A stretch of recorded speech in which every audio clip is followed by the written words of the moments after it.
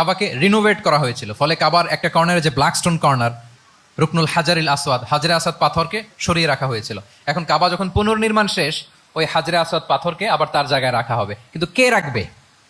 সবাই রাখতে চায়, সব দলের নেতারা বলে আমরা রাখবো, এক দলের নেতা বলে যে আমি রাখবো।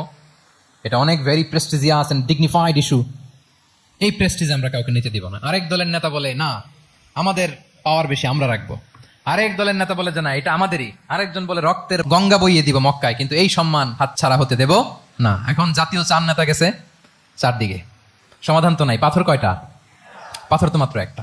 ইন দ্য মিন টাইম রাসূল সাল্লাল্লাহু আলাইহি ওয়াসাল্লাম আসলেন। রাসূল সাল্লাল্লাহু আলাইহি ওয়াসাল্লামকে দেখেই সবাই হ্যাপি, সবাই বলে যা আমিনুন রাদিনা বি, এই তো আলামিন আসছে, ওই ফয়সালা করবে। আল্লাহ রাসূল সাল্লাল্লাহু আলাইহি ওয়াসাল্লাম বললেন কি হয়েছে? এই ঘটনা। জাতীয় চার নেতা বলে এই পাথর নিয়ে তারা নিজেরা রাখবে, কাউকে দিবেন। রাসূল সাল্লাল্লাহু আলাইহি ওয়াসাল্লাম বললেন ঠিক আছে, একটা চাদর নিয়ে আসো। চাদর নিয়ে আসা হলো। এবার জাতীয় চার নেতা চাদরের চার কর্নার ধরে দাঁড়ালো। রাসূল সাল্লাল্লাহু আলাইহি ওয়াসাল্লাম নিজ হাতে হাজরে আসওয়াদ তুলে চাদরের মাঝখানে রাখলেন। এবার চার নেতাকে বললেন আসো তোমরা আমার সাথে। তারা আগাতে লাগলো।